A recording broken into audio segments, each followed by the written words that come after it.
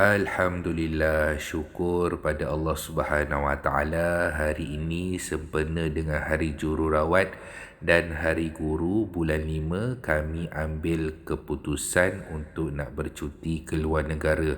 Plan bercuti ni dah lama dah, daripada sebelum puasa lagi.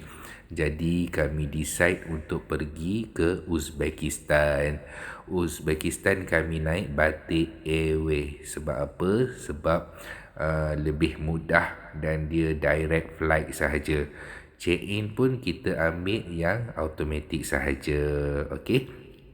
Dalam planning kali ini, kami nak akan pergi ke Samarkand, Bukhara, Tashkent.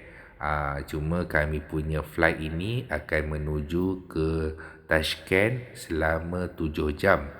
Sebelum flight tu, kita pun ambillah masa untuk nak isi perut dulu. Dekat Dunkin Donut, kami ambil sandwich dengan air coklat. Makan dulu sebab lagi setengah jam lagi baru boleh masuk. Ingatkan tadi dah lewat dah. Rupanya Alhamdulillah masih ada masa lagi. Makan dulu, isi perut. Sandwich ni punyalah besar, kenyang sangat-sangat. Saya habislah. Wife saya dia makan separuh saja, kemudian tapau untuk makan dekat dalam flight nanti. Okey, kita pun nak bergerak semula untuk menuju ke gate kita.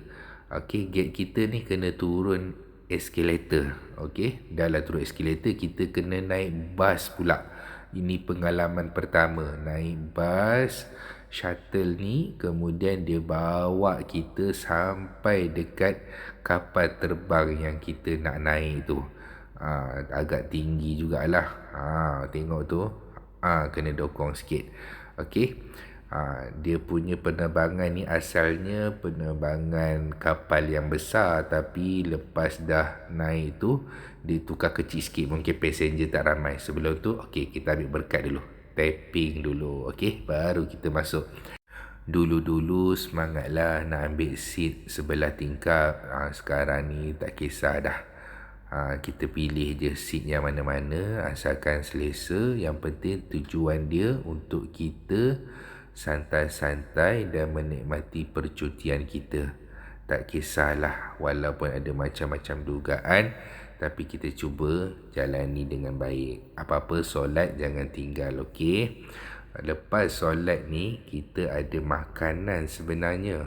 Ingatkan tak ada makanan, rupanya ada. Dia bagi nasi minyak dengan ayam masak merah. Lupa nak bagi tahu, sebenarnya kami singgah Bangkok dulu sebab flight ni dia nak kena isi minyak dulu dalam masa setengah jam. Lepas setengah jam tu baru bergerak. Kami pun akhirnya sampai jugalah ke Tashkent tengah malam. Punyalah sejuk. Nampak Uzbekistan ini kena bergambar dekat sini. Barulah bukti kita dah sampai. Sampai aja kita tukar duit dulu. Tukar USD kepada SOM. Kalau ringgit Malaysia dia tak terima, kena tukar USD. Siap-siap dulu dekat Malaysia.